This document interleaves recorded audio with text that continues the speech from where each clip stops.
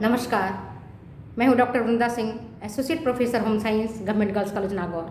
आज मैं वैवाहिक सामंजस्य के बारे में चर्चा करूंगी कि आखिरकार वर्तमान में जो तलाक की इतनी संख्या बढ़ने लगी है, विवाह विच्छेद होने लगे हैं, उसका क्या कारण है? क्यों संबंध विच्छेद होने लगा है? क्यों वैवाहिक एडजस्टमेंट में परेशानी आ रही है? मैरिटल एडजस्टमेंट क्यों नहीं हो पा रहा है? आप जानते हैं, परिवार की जो धुरी है वह है पति और पत्नी। पति और पत्नी से ही परिवार बनता है और उसी से समाज, और समाज से ही हमारा राष्ट्र। तो इसे नज़रअंदाज हमें नहीं करना है और आप देखना है। आप देखते हैं अक्सर कि जिस परिवार में सुख और शांति रहता है, उस परिवार में पले बढ़े बालकों का पालन पोषण अच्छे तरीके से होता है। बालक अनुशासित रह करके जीवन जीते हैं और जब उनकी शादियां होती हैं तो वहाँ किसी भी प्रकार का, किसी भी तरह का वैवाहिक सामंजस्य बिठाने में कोई परेशानी नहीं आती है। मेरे दोस्तों, वर्तमान में लड़कियां पढ़ी लिखी हैं और इसके बावजूद भी विवाह विच्छेद होने लगा है। पहले इतना नहीं होता था जितना आज देखने को मिलता है। इसका क्या कारण है? तो इन कारणों पर एक एक करके हम चर्चा करेंगे। तो सबसे पहले है कि विवाह विच्छेद क्यों होता है। इसका सबसे एक बड़ा कारण है अहम का जागना, ईगो। हर व्यक्ति के भीतर ईगो रहता है और अगर हमने इस ईगो को जगा दिया तो आप सोचिए कि हमने अपने पैरों में कुल्हाड़ी मार दी। जब हम ईगो को जगाते हैं, अहम जागता है, तो वो अहम जागने के कारण कई गलत फैसले हो जाते हैं। जैसे मान लो लड़की पढ़ी लिखी है और वो डॉक्टर है, इंजीनियर है, मैनेजर है, प्रोफेसर है, प्रिंसिपल है। अगर ये सोच लेती है कि मैं तो प्रोफेसर हूँ, मैं तो प्रिंसिपल हूँ, मैं किसी की क्यों सुनूँ, मैं क्यों काम करूँ। इसी तरह से अगर लड़का सोचने लगता है कि मैं तो बहुत बड़ा ऑफिसर हूँ, मैं प्रोफेसर हूँ, मैं क्यों सुनूँ, तो जहाँ कहीं भी ईगो टकराता है वहाँ पर परेशानी होती है और फिर ये आप देखेंगे कि वैवाहिक सामंजस्य गड़बड़ाएगा और मैरिटल एडजस्टमेंट जब गड़बड़ाएगा तो फिर तलाक की नौबत आएगी। दूसरा है दहेज की मांग। सबसे बड़ा कारण जो है, आज दहेज का भी एक बड़ा उसमें फैक्टर रहा है। कैसे? आप मैं कुछ स्टेट की बात बताती हूँ जिसमें बिहार, उत्तर प्रदेश की मैं खास करके चर्चा कर रही हूँ। वहाँ पर दहेज की मांग बहुत अधिक है। लड़कियाँ पढ़ी लिखी हों या नहीं, फिर भी लड़की वाले को दहेज देना ही पड़ता है। उसमें भी कैटेगरी है। अगर लड़का प्रोफेसर है, लड़का डॉक्टर है, लड़का इंजीनियर है, लड़का आईएएस है, लड़का कोई उच्च पद पर आसीन है, तो उनकी कीमत भी अलग अलग होती है। मान लो लड़का आईएएस है तो उनकी दहेज 40 से 50 लाख से लेकर 1 करोड़ तक उनकी डिमांड होती है। लड़का इंजीनियर है और अगर सरकारी इंजीनियर है तो 10 से 20 लाख। अगर प्राइवेट कंपनी में भी बहुत अच्छे पद पर आसीन है तो भी उसकी कीमत उसी अनुरूप है। लड़का अगर टीचर है तो भी उसकी कीमत 10 से 20 लाख रुपए है। सरकारी नौकरी में इवन वो प्योन है, चतुर्थ श्रेणी कर्मचारी है, उसमें भी दहेज देना पड़ता है। और दहेज की जब मांग वस्तु के रूप में होती है या कैश के रूप में होती है तो ये भी एक वैवाहिक सामंजस्य को गड़बड़ाता है, क्योंकि लड़की वाले से बार बार लड़के वाले दहेज की मांग करते हैं, खटपट होते रहती है और फिर अंततः वो विवाह विच्छेद हो जाता है। फिर तीसरा है बहुत बड़ा फैक्टर, पति और पत्नी में से दोनों का अगर स्वभाव झगड़ालू है या अथवा दोनों में से किसी एक का स्वभाव झगड़ालू है, और सास और बहू इनमें से अगर किसी का स्वभाव झगड़ालू है तो भी आप देखते हैं कि मैरिटल एडजस्टमेंट गड़बड़ाएगा और फिर ये नौबत तलाक तक पहुंच जाती है। तो हम देखते हैं कि किस प्रकार से और कैसे मैरिटल एडजस्टमेंट को बनाए रखना है। इसमें हमें जो तेज स्वभाव है, झगड़ालू स्वभाव है, उस पर हमें कंट्रोल करना पड़ेगा और तब जा करके हमारा जो वैवाहिक सामंजस्य है वो अच्छा रहेगा। इसके बाद आता है विश्वास में कमी। अगर पति और पत्नी इन दोनों के बीच में प्रेम का एक रिश्ता रहता है, जो प्रेम का रिश्ता का धागा, जो पतली धागा उससे भी कमज़ोर होता है। अगर इस प्रेम के रिश्ते में कोई दरार उत्पन्न हो जाती है, प्रेम रूपी धागा टूट जाता है तो और विश्वास में कमी आ जाती है तो मैरिटल एडजस्टमेंट में गड़बड़ी उत्पन्न हो जाता है और अंततः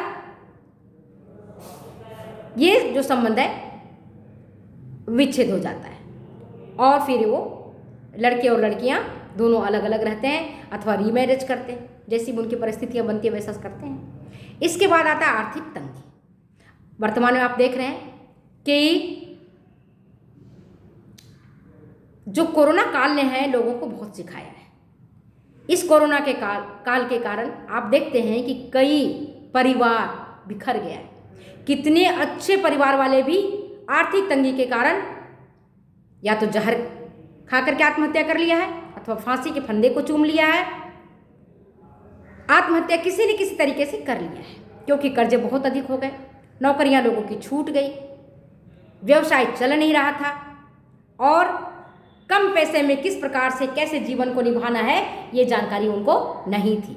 इसके कारण भी मैरिटल एडजस्टमेंट गड़बड़ाता है और यहाँ तक कि आत्महत्या तक लोग कर लेते हैं। पूरा परिवार, आए दिन अखबार में देखने को मिलता है, पढ़ने को मिलता है कि पति ने पत्नी को और बच्चे समेत मार करके स्वयं भी फांसी के फंदे को चूम लिया अथवा कीटनाशक खा करके अपनी जान दे दी। आर्थिक तंगी एक बड़ा फैक्टर है। इसके बाद सहयोग का अभाव।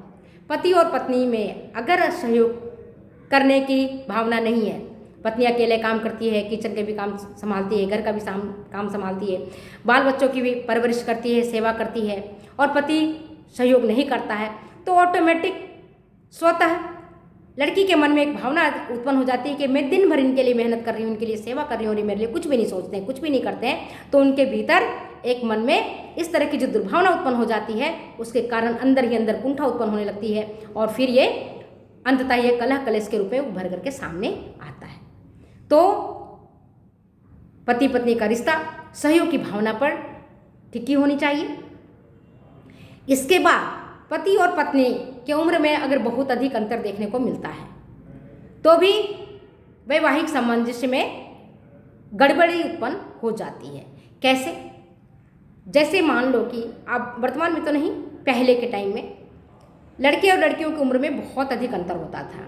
लड़की अगर 12 साल की होती थी तो लड़का उनका 28 या 30 साल का होता था।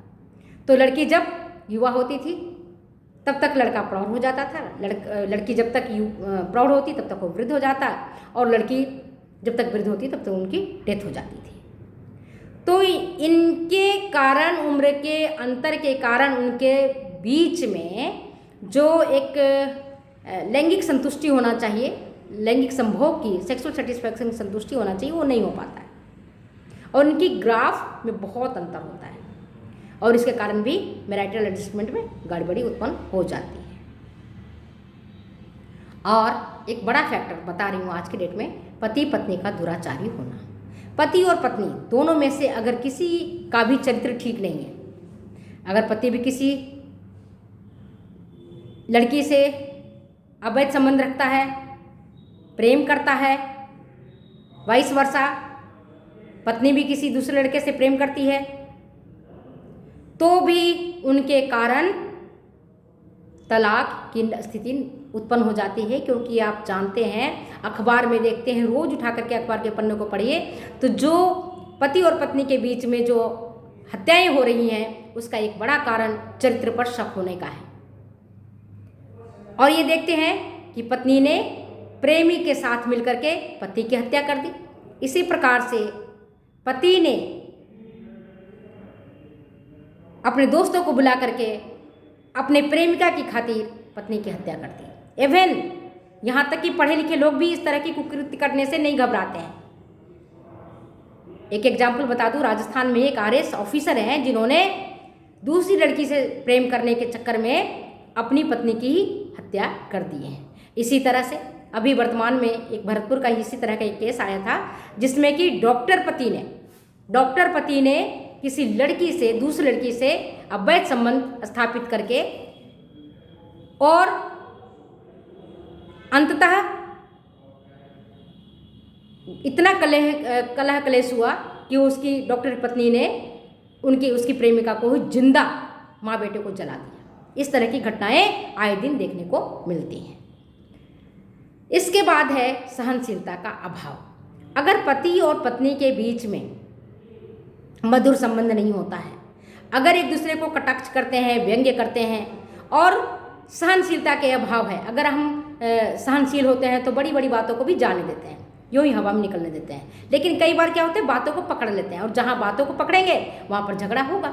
अगर बातों को हम छोड़ देंगे तो झगड़ा हमारा मिट जाएगा। तो सहनशीलता का अभाव भी एक बड़ा फैक्टर है। इसके बाद देखते हैं एकाकी परिवार। यद्यपि वर्तमान में एकाकी परिवार का चलन है, संयुक्त परिवार का विघटन है। शादी के तुरंत बाद लड़का और लड़की दोनों ही संयुक्त परिवार को छोड़ करके एकाकी परिवार में रहते हैं और रहना पसंद करते हैं। तो इसकी कारण क्या होता है कि जब दोनों में खटपट होती है, जब दोनों की बात विचार मतभेद होता है, तो वहाँ उनका समझाने वाला कोई व्यक्ति नहीं होता है। क्योंकि एकाकी परिवार में होता कौन है, पति पत्नी और उसके बच्चे। बच्चे भी होते हैं छोटे छोटे या बड़े, जो भी होते हैं। तो आप ये देखिएगा कि जब पति पत्नी में आपस में झगड़ा होता है तो उस झगड़े के कारण या तो पत्नी जहर खा के बिस्तर पर पड़ी मिलती है, अथवा पति फांसी का फंदा लगाई मिलता है, अथवा दोनों में आपसी मतभेद इतना ज़्यादा होता है कि वो जा करके तलाक के रूप में टूट जाता है, बिखर जाता है, परिवार खत्म हो जाता है। इसके बाद होता है स्वतंत्र सोच। पति और पत्नी के बीच में अगर स्वतंत्र सोच है, एक दूसरे के सोच में भिन्नता देखने को मिलती है। क्योंकि जब शादी होता है तो भले दो देह होता है और दोनों की आत्मा एक होती है, तो दोनों को सोचने का तरीका, चलने का तरीका, खाने का तरीका अगर एक समान है, एक जैसा है, तब तो परिवार निभ जाता है। लेकिन अगर स्वतंत्र सोच है, आजकल लड़कियां भी पढ़ी लिखी हैं, वो अपने अधिकार के बारे में सोचती हैं, वो स्वयं के बारे में सोचती हैं, तब उनके मन में जब कुछ गलत होता है तो उनके मन में एक विचार उत्पन्न होता है और उस विचार उत्पन्न होने के कारण वो क्या करती हैं, जवाब दे देती हैं। और जहाँ जवाब देती हैं वहीं पुरुष का अहम जाग उठता है, और जब उसका अहम जाग उठता है तो पुरुष हिंसक पशु की तरह व्यवहार करने लगता है। वह मार पीट पर उतारू हो जाता है, गाली गलौज करने लगता है। उसे बिल्कुल पसंद नहीं होता है कि उसकी पत्नी उसे कुछ बोले, और जब पत्नी कुछ बोलती है तब उसे, जब अपने अधिकारों के बारे में चर्चा करती है, जब अपने पैसों के बारे में चर्चा करती है, तो हिंसक पशु की तरह व्यवहार करने लगता है। और फिर इसका ये देखते हैं कि दोनों के बीच में मनमुटाव हो जाता है और वैवाहिक सामंजस्य गड़बड़ा जाता है, मैरिटल एडजस्टमेंट में खटास उत्पन्न हो जाती है। इसके बाद आता है ससुराल वालों का हस्तक्षेप। अधिकांश झगड़े जो होते हैं उसमें ससुराल वालों का हस्तक्षेप का भी एक बड़ा फैक्टर है। वर्तमान में जो मोबाइल फ़ोन ने है, इस फ़ोन ने भी परिवार को तोड़ने में महत्वपूर्ण भूमिका निभाई है। कि जरा सी भी कुछ खटपट होता है, तुरंत ही पत्नी अपने माई को फ़ोन कर देती है, हेलो मम्मी, इन्होंने मेरे साथ ऐसे किया। मम्मी तुरंत ही देखती नहीं है कि आखिर क्या कारण रहा है, तुरंत ही अपने पुत्री का पक्ष लेती है। इसी तरह से इसका वाइस वर्सा भी हो सकता है, लड़का भी अपने घर वाले को फ़ोन कर देता है। और यहीं से जब हस्तक्षेप होता है पति पत्नी के बीच, ससुराल वाले के बीच में, उनके घर के वालों के बीच में, तो ये कई बार इतना ज़्यादा हस्तक्षेप होता है कि जिसे दूसरे लोग बर्दाश्त नहीं कर पाते हैं और ये जो नौबत तलाक तक आ जाती है। तो अब ये निचोड़ हम देखते हैं कि कैसे वैवाहिक सामंजस्य को बिठाए रखना है। इसके लिए हमें रामायण की बात, हमारी सीता माता की बात याद रखनी पड़ेगी कि जिय बिनु देह नदी बिनु वारी, वैसे ही नाथ पुरुष बिन नारी। राजा रामचंद्र जब वनगमन को जाते हैं तब वो अपनी अर्धांगिनी जानकी से कहते हैं कि जानकी, माता पिताजी ने मुझे वन जाने की आज्ञा दी है, लेकिन तुम घर पर रहो और माता पिता की सेवा करो, तुम महल में राज करो। तुम क्यों जाओगी, तुम्हें तो कोई जाने के लिए कहा नहीं है, तुम्हें तो कोई भेजा नहीं है, वन तुम्हें कोई आज्ञा नहीं दिया, तुम घर पे रहो। लेकिन सीता माता कहती हैं, जिय बिनु देह नदी बिनु वारी, वैसे ही नाथ पुरुष बिन नारी। हे राम, हे नाथ, आप मुझे क्यों कहते हैं कि मैं महलों में राज करूं? मैं तो आपके साथ जाऊंगी। जिस प्रकार से आत्मा के बिना इस देह का कोई अस्तित्व नहीं है, यह मृत शरीर है जिसे जल्दी से जल्दी लोग हटाना चाहते हैं। नदी में जब तक पानी अगर नहीं है तो उस नदी का कोई महत्व नहीं है। इसी प्रकार से बिना पति का पत्नी के जीवन में कोई महत्व नहीं है। ऐसा अगर हम सोचते हैं और माता जानकी को बातों को दिमाग में बिठा करके काम करते हैं तो हमारा सामंजस्य, वैवाहिक सामंजस्य बैठ जाता है, संबंध मधुर हो जाते हैं, क्योंकि वहाँ हम एक दूसरे की सम्मान करते हैं, इज्जत करते हैं, वहाँ अधिकार और कर्तव्य की बात हम नहीं करते हैं। इसी तरह से महाभारत काल की अगर हम कुंती का देखते हैं तो देवी कुंती ने अपने पुत्रों के लालन पालन के लिए वन वन भटकी, भले ही उन्हें अज्ञातवास भी करना पड़ा, तब पर भी उन्होंने अपने पिता राजा कुंती भोज को किसी भी प्रकार की कोई समस्या का उन्होंने अपनी बात नहीं बताई। चाहती तो बताती, और राजा कुंती भोज के पास कोई धन की कमी नहीं थी, वे अपने पुत्र को अच्छी तरह से लालन पालन करते।